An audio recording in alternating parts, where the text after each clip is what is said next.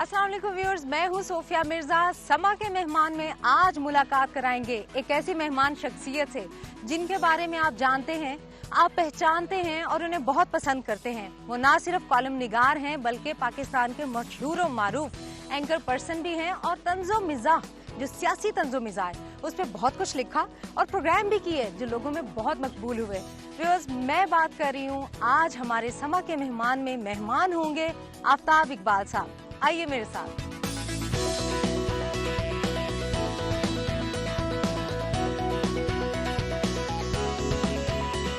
अस्सलाम वालेकुम। जनाब वालेकुम अस्सलाम, हाउ आर यू?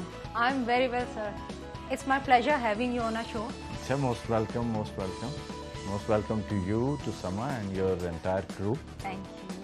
आपका बड़ा खूबसूरत ये फार्म हाउस है, बड़ा अच्छा लग रहा है। खूबसूरत तो पता नहीं है कि नहीं, पुरसुकून बड़ा है। यहाँ बैठकर खामखा लिखने को, क्रिएटिव होने को दिल चाहता है। That's why आपकी जो राइटिंग है सबसे डिफरेंट है, बहुत खूबसूरत है और मजा से भरपूर है।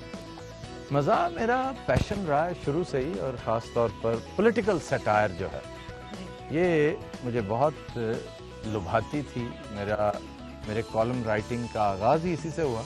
अच्छा, मुझे ये बताइए कि सियासत में आने का शौक नहीं हुआ कभी? कभी मेरी दिलचस्पी नहीं, बल्कि मेरे लिए तो बड़ा जो है ना मुश्किल मरहला होगा। तो इस मुल्क का इक़्तिदार संभालना तो वैसे ही बहुत मुश्किल है।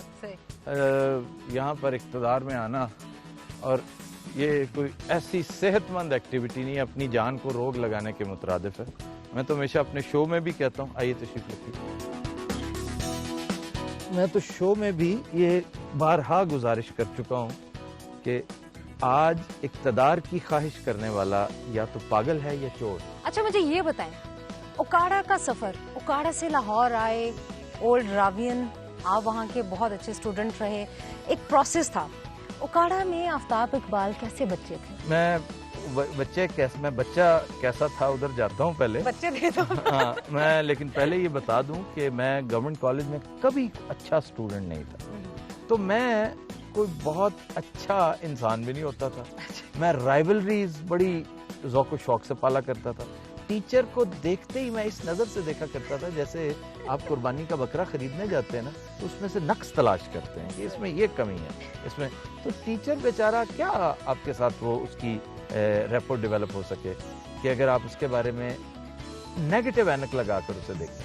मैं अपने कबीले का सबसे पहला मेल चाइल्ड था, तो मुझे तो यूँ लगता है कि मैं पूरे ज़िले का सबसे पहला मेल चाइल्ड था। क्या मुझे बहुत पैम्पर किया गया, और उसकी बिना पर सबसे ज़्यादा सफ़र मेरी बीवी बेचारी ने किया। तो लेकिन ये कि आहिस्ता आहिस्ता मैच्योरिटी के साथ फिर मामलात कदरे बेहतर हो गए। किससे ज्यादा अटैचमेंट है? बड़े, आप सबसे बड़े हैं? मैं सबसे बड़ा हूँ। अच्छा, that's why you are very bossy, leadership quality है, हुक्म चलाते हैं छोटे बहन भाइयों पे। That's why I am very... अच्छा, तो वो वी कैन इमेजिन कि ये जो क्वालिटी है वो घर से ही इम्प्रूव, बेहतरीन फॉर्म में आई है ना। वो कंसीट आ जाती है आपके अंदर, एक खामखा का जो है। और यही वजह है कि मेरे भाई छोटे जो हैं, ना सिर्फ भाई, मेरे खानदान के 50 अफराद जो है, 50 पीपल, 50 प्लस ही होंगे, जो यंगर जनरेशन है, मैं जिसको लीड कर रहा हूँ।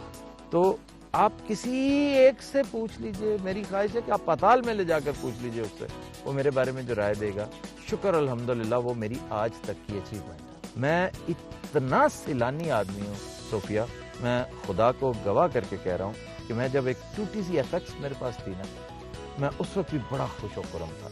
मैं एक छोटे से दड़बे में रहता था, सरकारी घर, जो मेरी बीवी के नाम पे था। मेरी बीवी पढ़ाती है, सरकारी मुलाजमा है। सीढ़ियों के नीचे जो जगह होती है उसको मैंने कमरे में कन्वर्ट करके, क्योंकि आई वांटेड माय प्राइवेसी, जिसमें मैं बैठकर तख्लीकी काम कर सकता था। पढ़ना, लिखना और सोचना, ये तीन मेरे मशागिल थे, और इन तीनों पर को बहुत ज्यादा पैसे भी नहीं लगते थे। तो ये आइडियाज कैसे आते हैं? कौन बताता है? खुद ही आते हैं या you have help of your family member? नहीं, कोई मेरी फैमिली मेंबर, सबको फाका है, कोई इस रोले में इंडल्ज नहीं होता कभी। कॉमेडियन को हैंडल करना एक बहुत मुश्किल काम है। बैठे हो तो कॉमेडी जो है उसमें आप एक लिमिटेड कॉमेडी को आप चूज करते हैं, बहुत लंबा प्रोसेस है मेकिंग में, because I been into the show. आपने मुझे करते देखा है काम। तो हाउ डू यू मैनेज? ये लोग जानना चाहते हैं। आप जानती हैं कि कॉमेडियंस جو بڑے پرولیفک ہیں, بولتے بہت ہیں, وہ کیا کرتے ہیں 50 باتیں کرتے ہیں, ان میں سے ایک بھی ایسی نہیں ہوگی جو لگے گی. بات لگے گی وہی جو میں بتاؤں گا. اور وہ ڈرتے بھی بہت ہیں آپ سے, ایسا روب ہے, اللہ اللہ. وہ کرنا پڑتا ہے. وہ میں نہ کروں نا تو پھر یہ لبرٹی لے کر اس کو سٹیج کا ماحول بنا لیتے ہیں. تو لیکن الحمدللہ وہ خود سینسیبل ہیں سارے, وہ سمجھ گئے کہ میں کو باسی ہونے, اب میں نے ان کے اوپر حکم چلانا. اچھا جی, ابھی ورک آؤٹ کے لیے جائیں گے یا سوئمنگ کے لیے؟ نہیں جی, ورک آؤٹ کے لیے. چلیں جی, ورک آؤٹ دیکھتے ہیں, اور آپ سب اپنے جنہوں نے ڈولے بنانے ہیں آفتاب صاحب کی طرح وہ بھی دیکھتے ہیں. آ جائیں.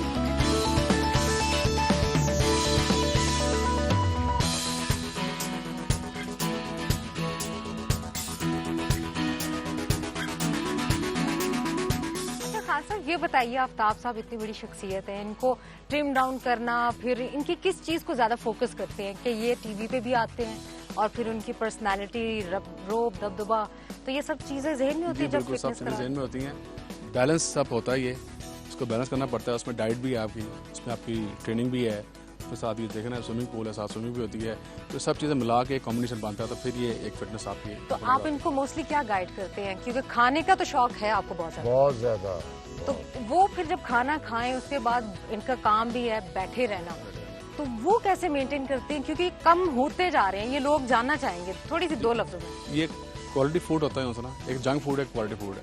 ہم کوشش کرتے ہیں کہ زیادہ زیادہ کوالٹی فوڈ یوز کریں, اور اس کے بعد کیلریز پہ ڈیپینڈ کرتا ہے کہ کتنی کیلریز آپ دن میں لے رہے ہیں. تو جتنی کیلریز, جتنی آپ کی انٹیک ہے اس کے ساتھ ساتھ ہم برن آؤٹ کرتے ہیں, وہ ہم ٹریننگ سے اور کارڈیو سے کرتے ہیں, تو وہ آپ کا بیلنس رہتا ہے. میں پرہیز کسی چیز سے نہیں کرتا, مطلب پرہیز ہر اس چیز سے کرتا ہوں جو بری ہے. واحد چیز جس پہ مجھے دکھ ہوتا ہے کہ دنیا کی جو بیسٹ کھانے والی چیز ہے میں اس سے ڈرتا ہوں. کون سی؟ اللہ تعالیٰ نے من و سلوہ عطا کیا ہے, بڑی بڑی لاجواب نعمتیں ہیں, لیکن اچھے دیسی گندم کا, دیسی گھی کا, مکھن کا پراٹھا, اس سے بہتر پرفیکٹ فوڈ کوئی ہے ہی نہیں. اس سے مجھے ڈر لگتا ہے کہ پراٹھا ہے بڑی لاجواب چیز, لیکن پراٹھا آپ اس دن کھا سکتے ہیں جس دن آپ کو کام نہ ہو, پھر آپ کا اصل کام اس کو ہضم کرنا ہے. سو ابھی ورک آؤٹ کریں گے آفتاب صاحب.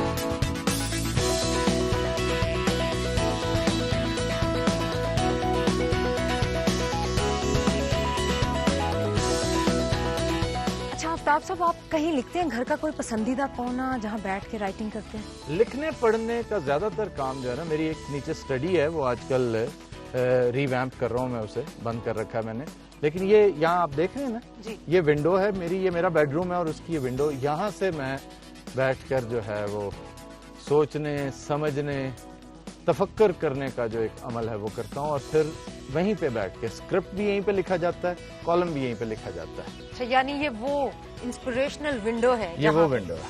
اچھا, بچپن کی اگر بات کریں تو آپ کا بچپن ایک مین سٹی میں گزرا یا تھوڑا سا؟ بچپن تو میرا کانوینٹ میں گزرا, اسکول میں. اچھا, بورڈنگ ہاؤس. بورڈنگ, ہاں جی. تو ہاؤ واز دیٹ بورڈنگ کا experience? Very good, very productive. I learnt a lot from the boarding house. Boarding house was kind of a jail though. مجھے تو ہر دوسرے تیسرے دن میری تو کیننگ بھی ہوتی تھی, میری تو سزائیں بھی ملا کرتی تھیں. سب سے بری سزا کیا تھی جو یاد کرتے تو او گاڈ کیا سزا تھی وہ, ہے نا؟ سب سے بری سزا میں سمجھتا تھا لڑکیوں کے سامنے جب آپ کو ہیوملیٹ کیا جاتا تھا نا, وہ میرے لیے بڑی جان لیوا تھی. لڑکوں کے لیے یہ بہت ہاں, چیز ہے. ادروائز کچھ نہیں. لڑکیوں کے سامنے ہم اپنے آپ کو سمجھتے تھے ہمیں تو کچھ کہا جا سکتا نہیں, ہم تو بڑے ماچو ہیں. تو کلاس روم سے باہر کھڑا کرتے یا ڈیسک کے اوپر کھڑے ہو جائے؟ نہیں, پھر ایک دو لڑکیوں نے میرے ساتھ ہمدردی کرتے ہوئے کہا کہ تم ایمبیرس نہ ہوا کرو, ہمیں پتا ہوتا ہے کہ تمہارے ساتھ کیا ہونے والا ہے, تو اس لیے پریشان نہ ہوا کرو. اچھا آفتاب صاحب, آپ اکثر شکار کا بڑا ذکر کرتے ہیں, شکار کا بہت شوق ہے. بہت زیادہ, بے پناہ. تو یہاں پہ کچھ پریکٹس کرتے ہیں اسکیٹ؟ میں ظاہر ہے اسکیٹ, شکار, اچھے شکاری جو ہوتے ہیں نا, میں یہ انگریزوں کے میگزینز پڑھتا ہوں, امریکی شکاریوں کے, برطانوی شکاریوں کے, وہ لوگ بھی ریلیجسلی اس کام کے پیچھے جن کا پیشن ہے یہ, وہ کہتے ہیں کہ ہم تو اسکیٹ مشین ساتھ شکار پہ لے جاتے ہیں, کیونکہ ضروری نہیں کہ ہر شکاری کے سامنے برڈ فلش ہو, ہر شکاری کے سامنے برڈ اٹھے. کئی ایسے ہوتے ہیں کہ سارا دن انہیں فائر کرنے کا موقع ہی نہیں ملتا. میرے ساتھ 2 دفعہ ہو چکا.